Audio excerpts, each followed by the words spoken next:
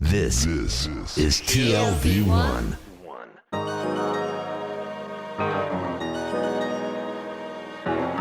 The Tel Aviv Review.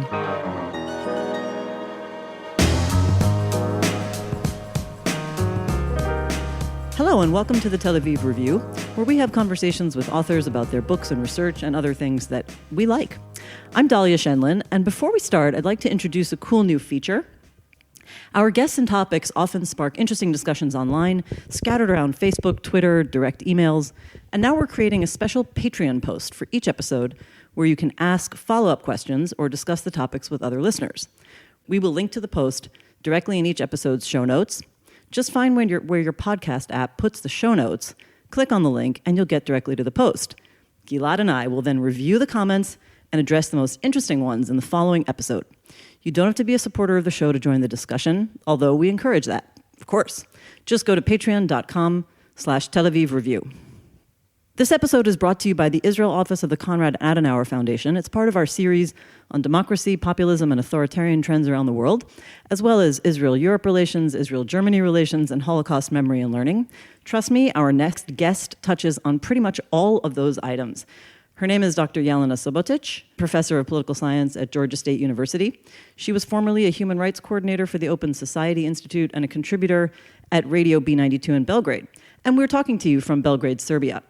We'll be talking about her second book, just about to be published, Yellow Star, Red Star, Holocaust Remembrance After Communism, published by Cornell University Press this year. Jelena Subotic, welcome to the show.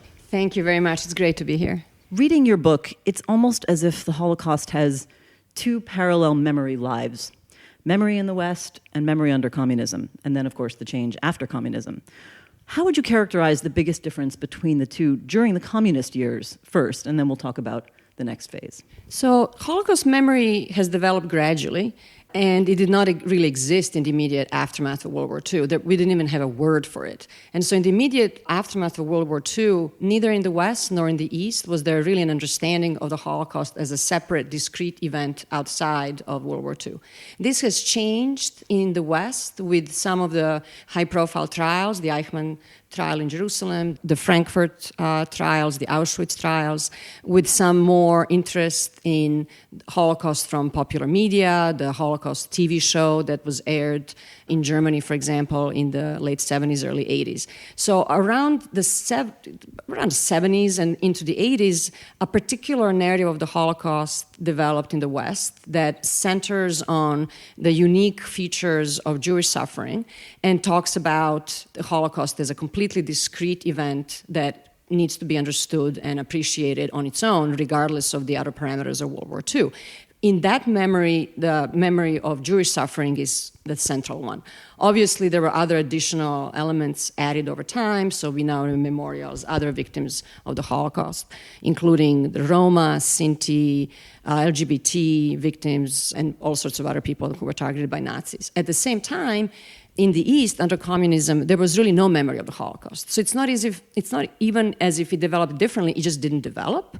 And this is for a couple of reasons. The most obvious reason was that all narratives about the past were tightly controlled under various communist regimes. This is especially the case in the Soviet Union, that maintained a very, very tight lid over what narration is allowed. And so in the Soviet Union and countries that were under Soviet Union influence really did not think of the Holocaust outside of World War II and focused on very patriotic memory of the Red Army, liberating camps, for example. So to the extent that the idea of the Holocaust existed, it was in the context of how communist armies saved the world from fascism.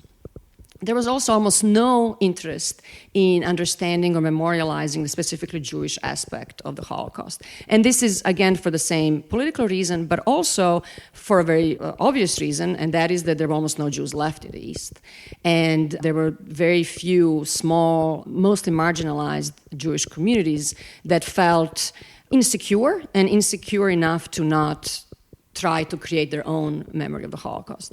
This all changed at the end of communism, where the main political strategy of post-communist states was to criminalize and delegitimize their communist legacy. And in that sense, they wanted to join Europe and they wanted to join the European narratives of World War II, but with some unique features and criteria, which we're going to talk about. So in other words, remembering the Holocaust per se as a discrete element within World War II became part of their process of moving towards the West for many of these post-communist countries? Yes, but a lot of it was under Western pressure. There was really very little, if any, local homegrown interest in memorializing the Holocaust after communism. And this is, as I said, because there were so few Jews left, but also because there's a certain discomfort in much of the East European space with remembering the Holocaust, again, for quite obvious reasons, which is there was massive local complicity, massive local collaboration, and collaboration meaning very different things, from actual collaboration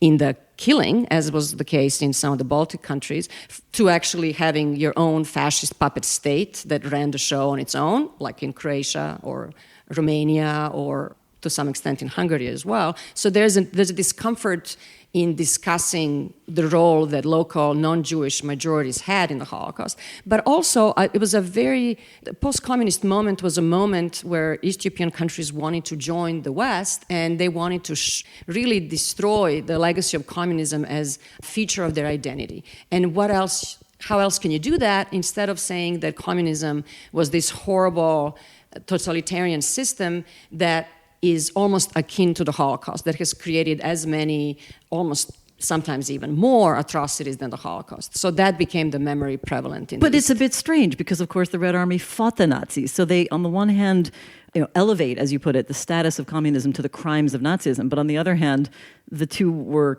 completely opposed during the war. So how do they square that? Well, there's a difference, for example, in how Russia memorializes the Holocaust immediately after communism and to this day, and really the rest of Eastern Europe. In Russia, the memory of the Red Army and the Great Patriotic War still exists. Putin talks about this all the time. So in that sense, in Russia, the memory continues. That has not changed. It is in the non-Russian East European countries they wanted to turn towards the West where that memory started to shift. I see. So these two are in sort of a contradiction. The first one is sort of a desire to reject everything with relation to communism, and if those crimes are elevated to the status of Nazism, then they have to jettison even the history, such as it was, of either resistance or complicity. Either way, I mean, they have to sort of reject anything to do with the Holocaust. But on the other hand, needing to remember it in the way the West does, as a ticket to the West. So what happens in the tension between those two needs? So immediately after communism, there was a push towards liberalization, and there was also a great interest shown by most East European countries of joining the European Union. And the European Union then started the process of East European enlargement in a couple of waves, the same process that at least nominally exists until today.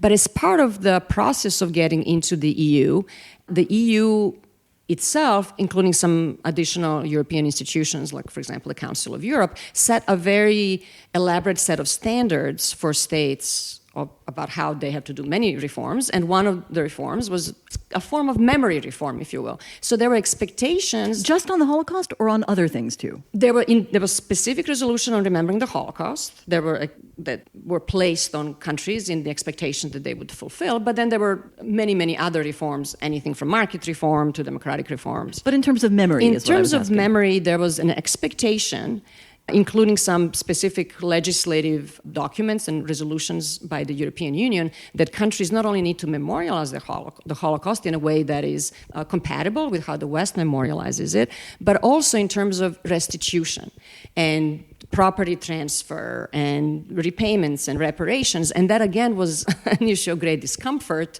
because all of a sudden these countries are faced with calls for restitution and reparation of the population that doesn't have representation. And at a time when they're going through massive economic transitions. Yes. And doesn't this generate quite a bit of not only discomfort, but also a sense of hypocrisy in relation to the West? Yes. And so there was a great sense of, I think, resentment on behalf of a lot of East European states who were saying stuff like, well, yes, of course we need to face our past, but you didn't, you France didn't, you Belgium didn't, you Italy didn't.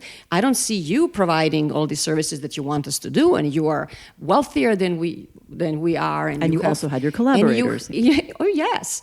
And so there was a feeling of the West going around disciplining these unruly Easterners, which was very much resented, especially in the early European Union enlargement states like the Baltics or Poland or Hungary. So there was absolutely resentment on that front, but there's an additional resentment, which is, well, how come we are only supposed to talk about a Holocaust? How come you don't want to recognize the suffering that we endured under communism?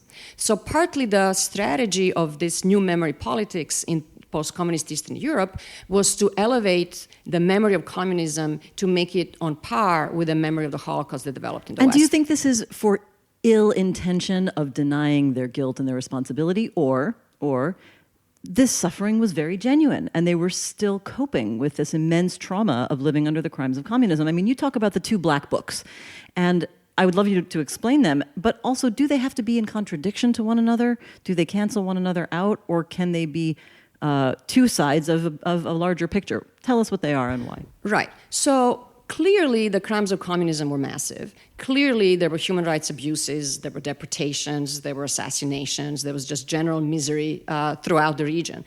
The problem is, in my view, that there was a variety of communism that is now all retroactively flattened as if this was one big era of terror. And I think we need to really differentiate between a very specific reign of terror under Stalin and then somewhat more liberal period after Stalin's death. And also we have to differentiate kind of the geography of communism. Communism was not the same all over the region. Yugoslavia had a very, very different version of communism than most of the other countries in the Soviet Union. In fact, Yugoslavia, which is the topic of my book, had broken with Soviet Union, broken with Stalin, and developed a very different, much more liberal, kind of humane, it used to be called socialism with a human face.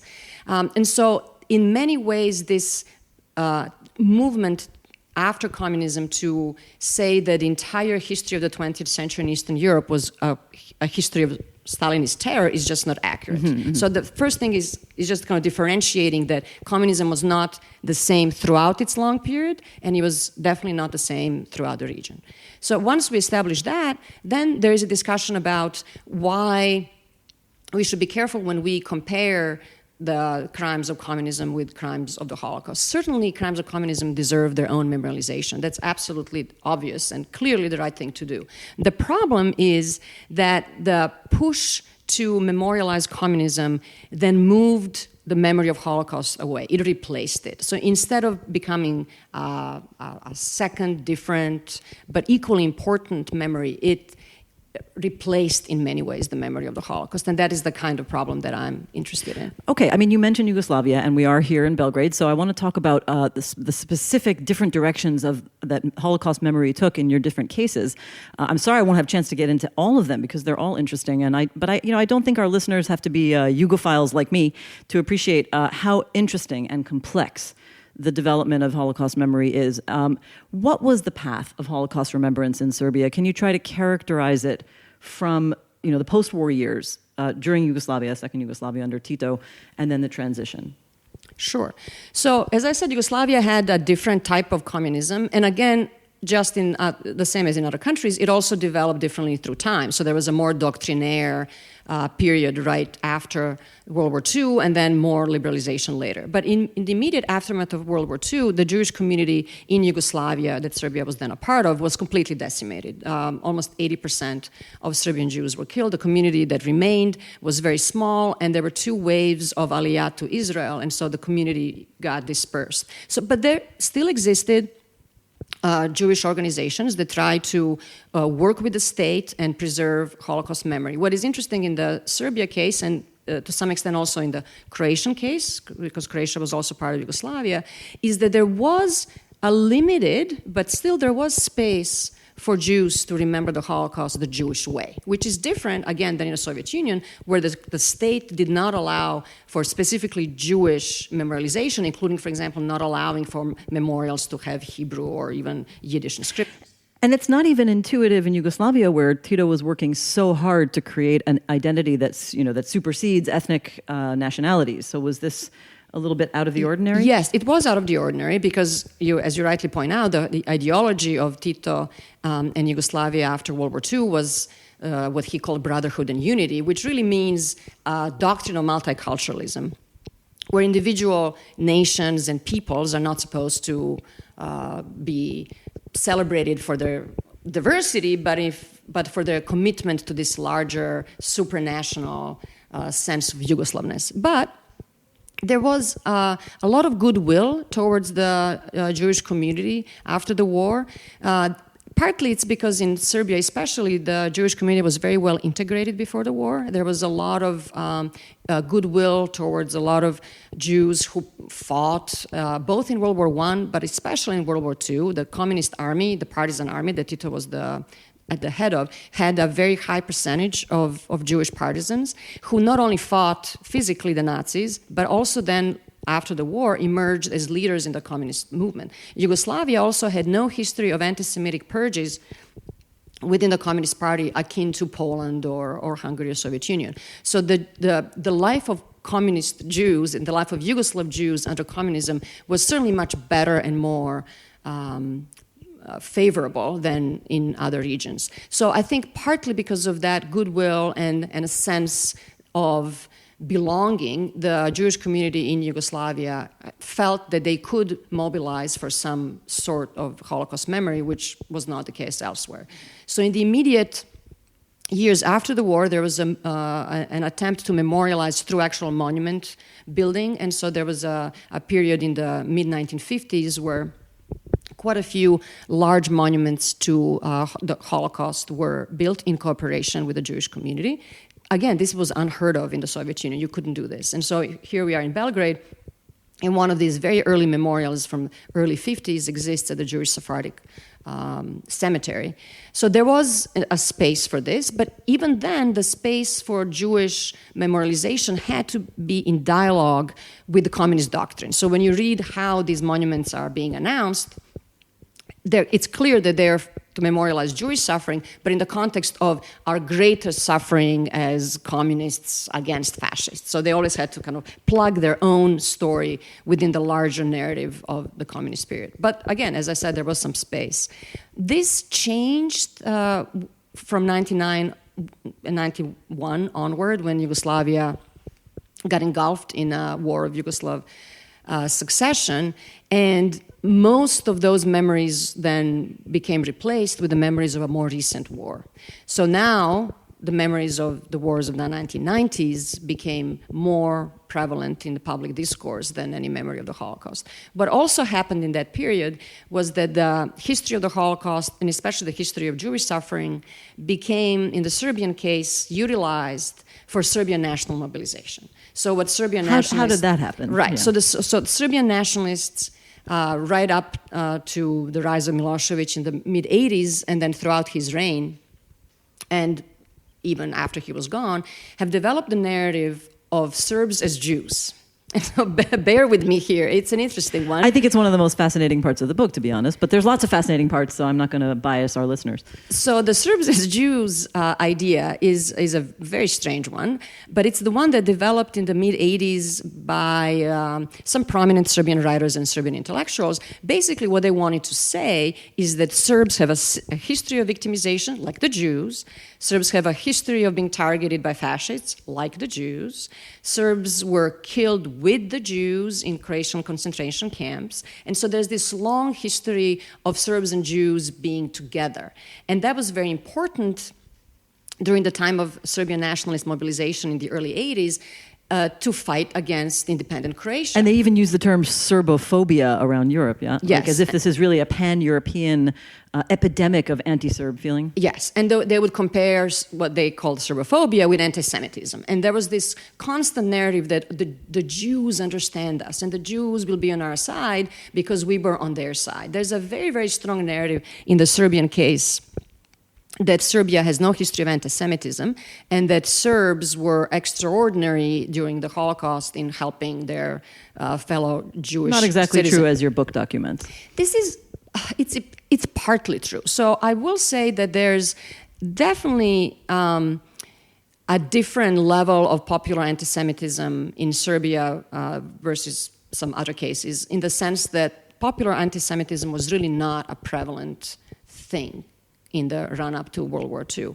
And again, I think it's because there was this goodwill that Serbian Jews developed by fighting in large numbers in World War I, but we don't have evidence, really historical evidence, of massive popular anti-Semitism in Serbia. So in that sense, that narrative is true. However, we have a strong history of institutional anti-Semitism. There's cultural anti-Semitism. There's anti-Semitism from the Serbian Orthodox Church. There's anti-Semitism in churches' teachings. So all of these more negative elements of Serbian relations with Jews are not part of how people think of themselves. So even if we really acknowledge that popular anti-Semitism was not present and there were no pogroms of Serbs against Jews, that did not happen.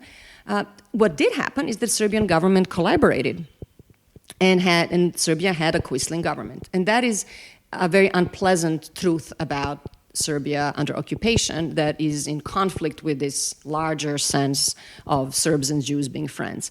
So the history of collaboration is not the one that's widely discussed or widely taught. It's in history textbooks mentioned in passing, and it's always mentioned in the context that Serbs had no choice, that everybody had to survive, and so the only thing that the government could do is collaborate, which, there's a story everywhere. I mean, I want to ask you what I think is a kind of a complex question, so I'm going to hope that that I can convey it properly.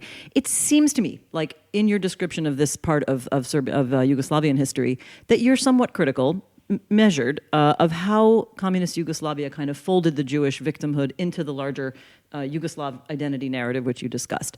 Whereas it seems like you're arguing that there should have been more space to distinguish the crimes against Jews as specific crimes of the Nazi genocide. But if you think back to that period and what Tito seems to have been trying to do, which is cope with a terrible collective trauma on an unprecedented scale, and also maybe in his vision create a society where precisely that kind of ethnic distinction was what led to these kinds of crimes, this kind of experiment in a new identity, and along the way, maybe take the Serbian people away from the I think you call it a cult of victimhood. So I guess my question is, can you have it both ways? I mean, is there ever a way to get all of those things in there? Right, and that's a remarkably important point. I do think that the history of Holocaust memorialization under communist Yugoslavia is overall a history of memorialization, which is, again, not something we can say about other regions. It is better. There was more space, there was more interest. But the thing that was really interesting about Jewish life post-World War II is that, Jews liked Yugoslavia because they appreciated the interest in multiculturalism. They felt comfortable in a society where nationalism and ethnic nationalism was suppressed, but multiculturalism is valued. They found their place, and it's quite clear why they felt loyal to the Yugoslav state after the war. Obviously loyal because the partisans, killed the Nazis and provided a sense of security. Right? Yeah, but also there was a sense of commitment to creating this utopia of multicultural, multinational, supranational space that will help the Jews not stand out and will give them a layer of protection because they're just one group among many. Right. Now, I want to just barely dip into a few of the other cases because you have interesting terms for characterizing them. In Serbia, you've talked about memory inversion, which maybe you can explain briefly, but I also want to ask you what you mean by memory divergence in Croatia and memory conflation in Lithuania. Can you discuss what you mean by these terms? Yeah, so in the Serbian case, I talked about memory inversion, where really the narrative, and this is a contemporary narrative, is more... So the Holocaust is not denied. The Holocaust is not even in the phase of Holocaust revisionism. I think that would be too strong. It's more about talking about a Holocaust to really talk about Serbian suffering. For something else. So it's using the Holocaust memory to say, see, you remember the camps and you remember emaciated bodies and you remember what those pictures look like. Well, that's also what Serbian victimization looked like. So it's not a denial of the Holocaust, it's just using it to tell the different stories. So the memory in that sense is inverted from the Jewish victims of the Holocaust into Serbian victims of either Croatian genocide during World War II or of more recent civil and international conflict in Bosnia and Croatia. Where Serbs saw themselves as the victims. And again, use the narrative that Serbs are like Jews. It also, in the Serbian case, helped continue the narrative that Serbs as victims could not be perpetrators. So it helps deflect criticisms of the more recent war. It deflects calls for understanding and acknowledging genocide in Bosnia, for example, because the narrative is, again, we as victims could have not been perpetrators. We wouldn't know anything about this. So the Holocaust is very helpful for the narrative of Serbia, both in the 90s and especially today. In the Croatian case, I talk about memory divergence because so Croatia had a puppet Nazi state. In Croatia, the atrocities were committed by the Ustaša regime, not by Germans. There was obviously German coordination in terms of the final solution. So Germany was very clear about monitoring deportation of Jews to camps in the East. But Croatia, under independent state of Croatia during World War II, had an archipelago of local concentration camps. So I stress this because Croatian responsibility for a Holocaust is Croatian responsibility for a Holocaust as well. And that creates a huge memory problem for a country that now wants to join the EU and successfully did so a couple of years ago. And they would much rather not talk about the local responsibility of the Ustaša regime that has become somewhat rehabilitated and somewhat even normalized in the last few years. So in Croatia, the memory has diverged from the memory of the Holocaust that can be now deflected onto Germany. And yes, we will accept that horrible things happened and the Holocaust was horrible, but it was the Germans. And so that's one element of the narrative that continues, but it diverges from a broader genocide against the Serbs, which the Croatian fascist regime did. So scholars in Croatia have used this to talk about Holocaust, yes, genocide, no, which means, yes, we can talk about a Holocaust because it's the German thing, but we don't want to talk about the genocide because genocide against the could Serbs. Apply to the crimes that we've done. Yes, and the genocide against the Serbs that was also part of the atrocity regime of the independent state of Croatia during World War II, that was not sanctioned by Germany. In fact, Germany was kind of annoyed that so much effort is being placed in killing all these Serbs because there are all these other Jews that need to be loaded onto trucks and on trains to go to Auschwitz. Why are you guys wasting your time with all this Serbian killing? And so that's a very difficult problem for Croatia to deal with, and it also reflects a great sense of insecurity for the Serbian minority in today's Croatia because they feel that they are kind of a minority under threat.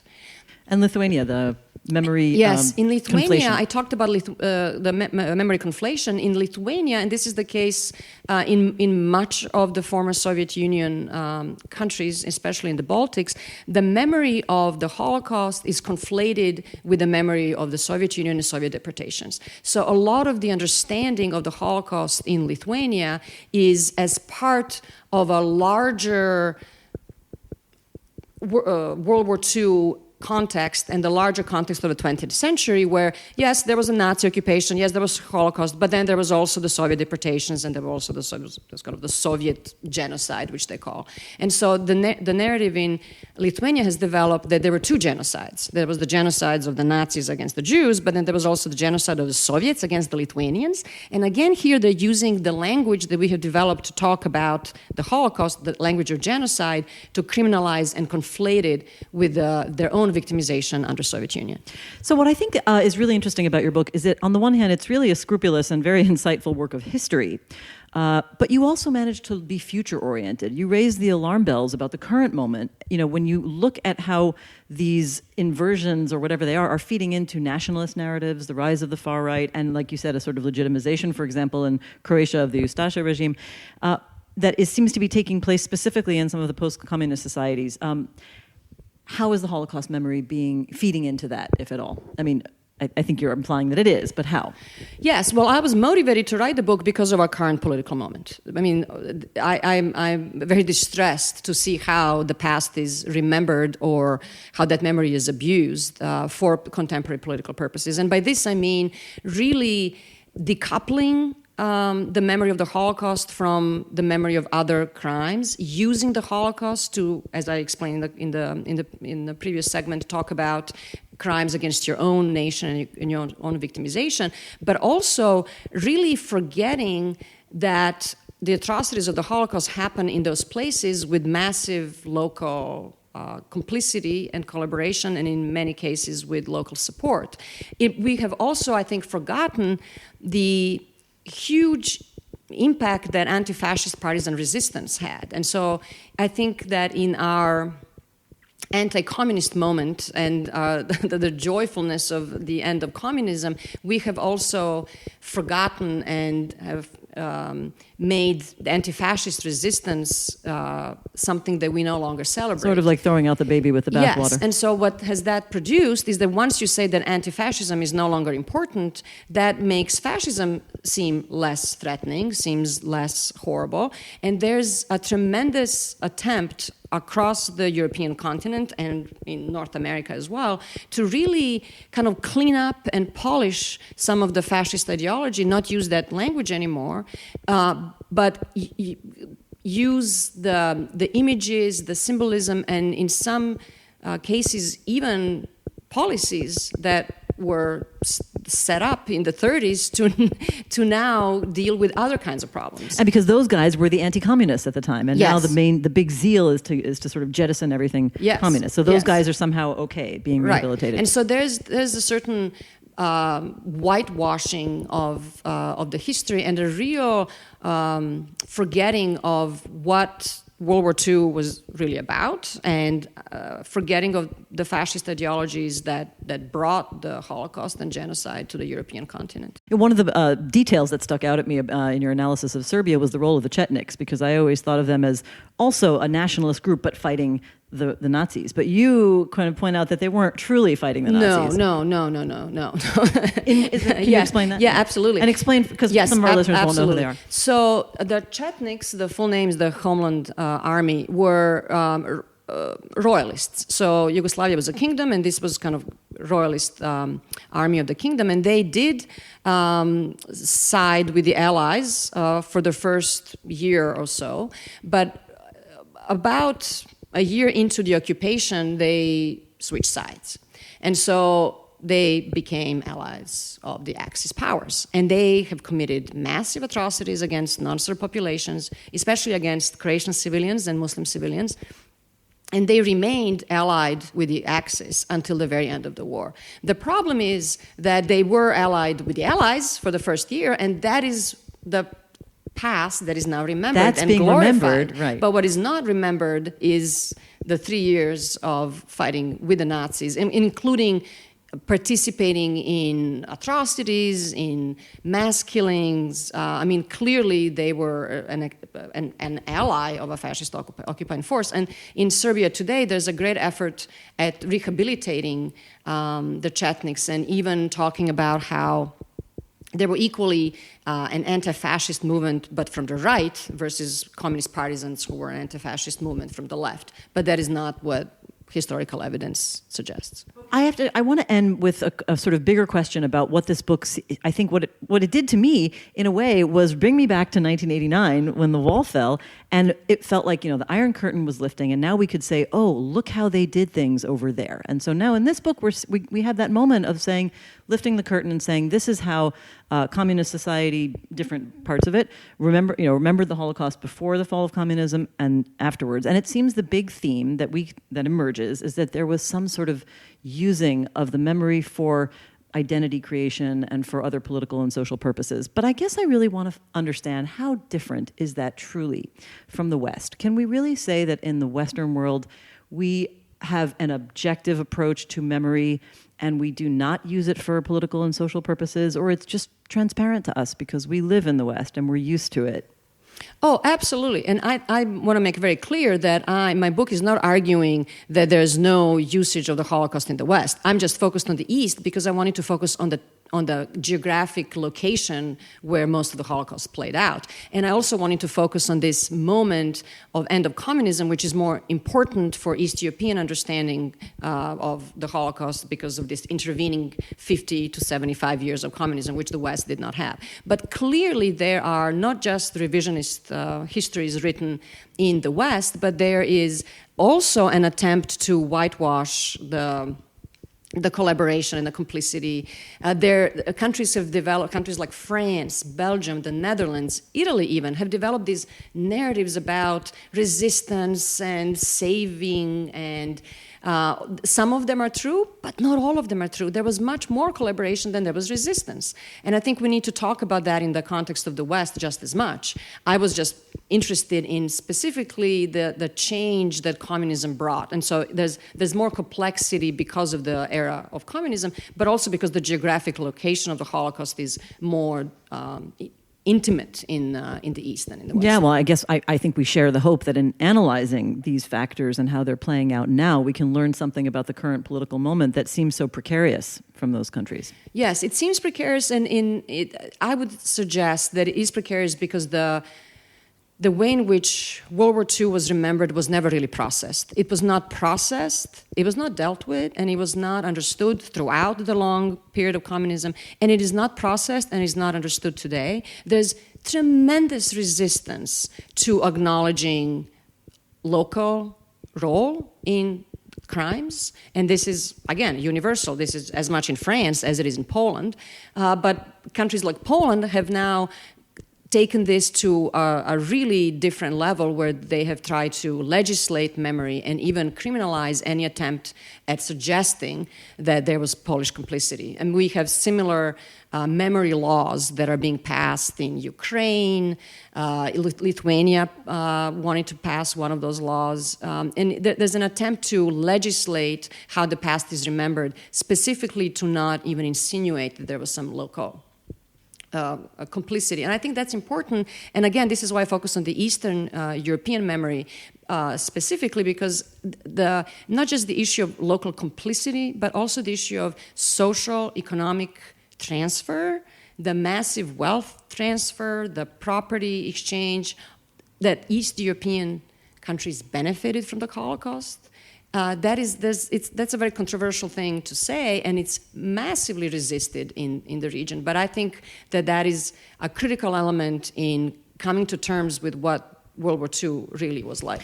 Well, I hope we do manage to one day in the future somehow come to terms, but I fear and I think, not just fear, that memory will always be put to the service of some sort of future political agenda. Seems to me the way of the world. It always is. Memory is not history. Memory is what we remember of history. Right. And what we choose to remember and what we choose to forget. And it's a process of remembering that is inherently political. Right. Well, you've shed a lot of light on this. So I want to thank you, Jelena Subotic, for talking about your book, Yellow Star, Red Star, Holocaust Remembrance After Communism. Everybody go out and read it very soon. Thanks also to Gizem Ozdemir, our sound engineer, and to Georgia Foscarini and Itai Shelem, our producers, and to the Israel office of the Konrad Adenauer Stiftung for their support. Now a request. Many or most of you listen to us on the Apple Podcasts app, and we'd like to ask you to please consider writing us a review. A good one, bad one, critical. We like all kinds. Just go to the ratings and review section and then write one. You too can support us by going to our website, tlv1.fm/Tel Aviv Review, and subscribing on our Patreon campaign, where we have perks and gifts. Find them. You'll enjoy them. Check out our archive with almost 500 interviews. If you like us, you can also like us on Facebook. Our website is called the Tel Aviv Review Podcast Ideas from Israel. And follow us on Twitter. Join us again next week for another edition of the Tel Aviv Review. And until then, goodbye.